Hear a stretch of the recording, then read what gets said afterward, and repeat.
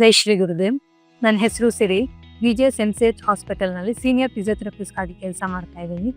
ನೀವೆಲ್ಲ ಈಗ ಫಿಸಿಯೋಥೆರಪಿ ಏನಂದ್ರೆ ಬರೀ ಮಂಡಿ ನೋವು, ಸೊಂಟ ನೋವು, ಈ ನೋವು ಬಂದ್ರೆ ಫಿಸಿಯೋಥೆರಪಿ ಹತ್ರ ಹೋಗಿ ಫಿಸಿಯೋಥೆರಪಿಸ್ಟ್ ಹತ್ರ ಹೋಗಿ ನೋವು ಕಡಿಮೆ ಆಗುತ್ತೆ ಹೀಗೆ ಅನ್ಕೊಂಡಿರ್ತೀರಾ. ಇದ್ರ ಜೊತೆಗೆ ಪೋಸ್ಟ್ ಆಪ್ ಆದ್ಮೇಲೆ ನಿಮ್ಗೆ ಫಿಸಿಯೋಥೆರಪಿ ನೆಸೆಸಿಟಿ ಇದೆ ಹೀಗೆ ಅನ್ಕೊಂಡಿರ್ತೀರಾ.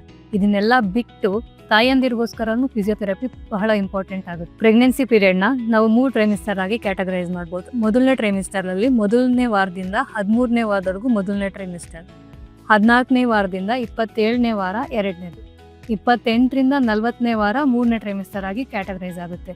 ನಿಮಗೆ ಯಾವಾಗ ನಿಮಗೆ ಬ್ಯಾಕ್ ಪೇನ್ ಎಲ್ಲ ಜಾಸ್ತಿ ಆಗುತ್ತೆ ಅಂತ ನೋಡಿದಾಗ 3ನೇ ಟ್ರೈಮಿಸ್ಟರ್ ಅಲ್ಲಿ ನಿಮಗೆ ಬ್ಯಾಕ್ ಪೇನ್ ಎಲ್ಲ ಜಾಸ್ತಿ ಆಗ್ತಾ ಹೋಗುತ್ತೆ. ಈ ಎಕ್ಸರ್ಸೈಸ್ ಎಲ್ಲ ನಿಮ್ಗೆ ಹೇಗೆ ಗೊತ್ತಾಗುತ್ತೆ ಅಂದ್ರೆ, ನೀವು ಬಂದು ಮೊದಲು OBGಯಲ್ಲಿ ಒಂದು ಕನ್ಸಲ್ಟೇಷನ್ ಮಾಡ್ತೀರಾ. ಅವರು ನಮ್ಮ ಫಿಸಿಯೋಥೆರಪಿಸ್ಟ್ ಹತ್ರ ಕಳಿಸ್ತಾರೆ. ಆಗ ನಾವು ನಿಮಗೆ ಒಂದು ಸಪ್ರೇಟ್ ಅಸೆಸ್ಮೆಂಟ್ ಮಾಡ್ತೀವಿ. ಆ ಅಸೆಸ್ಮೆಂಟ್ ಪ್ರಕಾರ ನೀವು ಯಾವ ಟ್ರೈಮಿಸ್ಟರ್ ಇದ್ದೀರಾ, ನಿಮ್ಮ ಪೋಸ್ಟರ್ ಹೇಗಿದೆ, ಇದನ್ನೆಲ್ಲ ನೋಡ್ಕೊಂಡು ನಾನು ನಿಮಗೆ ಎಕ್ಸರ್ಸೈಸ್ ಹೇಳ್ಕೊಡ್ತೇವೆ. ಎಕ್ಸರ್ಸೈಸ್ ಹೇಳ್ಕೊಡೋ ಜೊತೆಗೆ ಒಂದು ಬುಕ್ಲೆಟ್ ಕೂಡ ಕೊಡ್ತೀವಿ.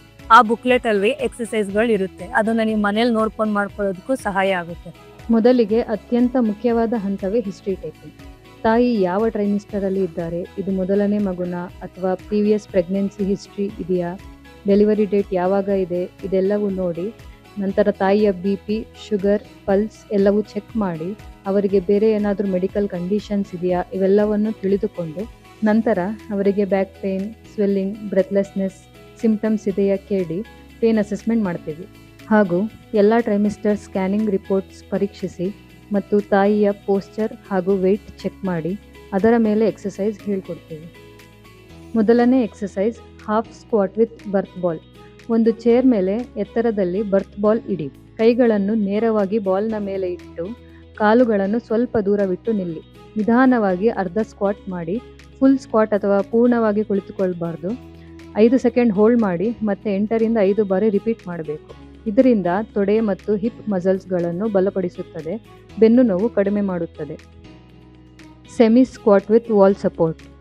ಗೋಡೆಯ ಸಪೋರ್ಟ್ ತಗೊಂಡು ನಿಂತು ಕಾಲುಗಳನ್ನು ಮುಂದೆ ಚಾಚಿ ನಿಧಾನವಾಗಿ ಅರ್ಧ ಕುಳಿತು 5ರಿಂದ 10 ಸೆಕೆಂಡ್ಗಳ ಕಾಲ ಹೋಲ್ಡ್ ಮಾಡಿ 10 ಬಾರಿ ರಿಪೀಟ್ ಮಾಡಿ. ಇದರಿಂದ ನಿಮ್ಮ ಬೆನ್ನು ನೋವು ಕಡಿಮೆ ಆಗುತ್ತದೆ ಹಾಗೂ ಬ್ಯಾಕ್ ಸ್ಟ್ರೆಂಥನಿಂಗ್ ಆಗುತ್ತದೆ. Rocking on birth ball. Birth ball ಮೇಲೆ ನೇರವಾಗಿ ಕುಳಿತುಕೊಳ್ಳಿ. ಕಾಲುಗಳನ್ನು ನೆಲಕ್ಕೆ ಸ್ಥಿರವಾಗಿ ಇಡಿ. ನಿಧಾನವಾಗಿ ಮುಂದೆ ಹಿಂದೆ ಚಲಿಸಿ ನಂತರ ಎಡದಿಂದ ಬಲಕ್ಕೆ ಮೃದುವಾಗಿ ಮೂವ್ ಮಾಡಿ. ಇದನ್ನು 2ರಿಂದ 3 ನಿಮಿಷ ಮಾಡಿ. ಇದರ ಉಪಯೋಗ ಏನಂದರೆ ಹಿಪ್ ಮಸಲ್ಸ್ಗಳು ಸಡಿಲವಾಗಿ ಹಿಪ್ ಮೊಬಿಲಿಟಿ ಹೆಚ್ಚುತ್ತದೆ. ಲ್ಯಾಟ್ರಲ್ ಫ್ಲೆಕ್ಷನ್ ಸ್ಟ್ರೆಚ್ ಅಥವಾ ಸೈಡ್ ಸ್ಟ್ರೆಚ್. ನೇರವಾಗಿ ಸುಖಾಸನದಲ್ಲಿ ಕುಳಿತು ಬಲಗಾಲನ್ನು ಚಾಚಿ ಬಲಗೈಯನ್ನು ಮೇಲೆ ಎತ್ತಿ ನಿಮ್ಮ ಎಡಕ್ಕೆ ಬಾಗಿ ಸ್ಟ್ರೆಚ್ ಮಾಡಿ. ಇದನ್ನು 10 ಸೆಕೆಂಡ್ಸ್ ಹೋಲ್ಡ್ ಮಾಡಿ ಎರಡೂ ಬದಿಯಲ್ಲಿ 5 ಬಾರಿ ಮಾಡಿ. ಇದರಿಂದ ಮಸಲ್ ಸ್ಟ್ರೆಚಿಂಗ್ ಆಗಿ ನಿಮ್ಮ ಫ್ಲೆಕ್ಸಿಬಿಲಿಟಿ ಹೆಚ್ಚುತ್ತದೆ.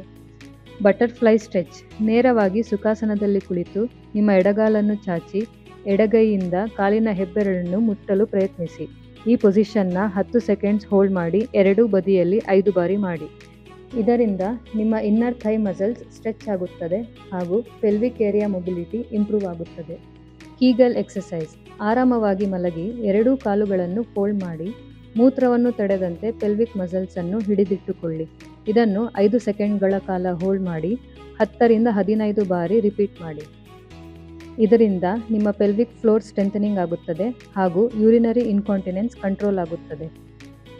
ಈ ಎಲ್ಲ ವ್ಯಾಯಾಮ ಮಾಡುವಾಗ ನಿಮಗೆ ಯಾವುದೇ ರೀತಿಯ ಪೇನ್ ಬಂದಲ್ಲಿ ಅಥವಾ ತಲೆ ಸುತ್ತುವುದು, ಸುಸ್ತಾಗುವುದು, ಹೊಟ್ಟೆ ನೋವು, ರಕ್ತಸ್ರಾವ, ಉಸಿರಾಟದ ತೊಂದರೆ ಯಾವುದೇ ಲಕ್ಷಣಗಳು ಕಂಡರೆ ತಕ್ಷಣ ನಿಲ್ಲಿಸಿ ನಿಮ್ಮ ತಜ್ಞರ ಸಲಹೆ ಪಡೆಯಬೇಕು. ಪ್ರತಿ ವ್ಯಾಯಾಮದ ನಂತರ 1 ನಿಮಿಷದ ವಾಟರ್ ಬ್ರೇಕ್ ತೆಗೆದುಕೊಂಡು ಮುಂದಿನ ವ್ಯಾಯಾಮ ಆರಂಭಿಸಿ.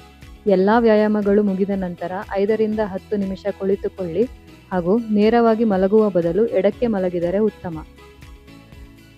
ಈ ವ್ಯಾಯಾಮಗಳು ಮುಗಿದ ಮೇಲೆ ಪೋಸ್ಟ್ ಎಕ್ಸಸೈಸಸ್ ಹಿಸ್ಟ್ರಿ ತೆಗೆದುಕೊಳ್ಳುತ್ತೇವೆ. ಅಂದರೆ ಎಕ್ಸಸೈಸ್ ನಂತರ ಅವರಿಗೆ ಏನಾದರೂ ಪೇನ್ ಇದೆಯಾ, ಈ ವ್ಯಾಯಾಮಗಳ ಪರಿಣಾಮ ಅವರ ಮೇಲೆ ಹೇಗಿದೆ ತಿಳಿದುಕೊಂಡು ಇದೇ ವ್ಯಾಯಾಮಗಳನ್ನು ಮುಂದುವರಿಸಬೇಕಾ ಅಥವಾ ಬೇರೆ ವ್ಯಾಯಾಮಗಳ ಅವಶ್ಯಕತೆ ಇದೆಯಾ ತಿಳಿದು ಹೇಳಿಕೊಡುತ್ತೇವೆ.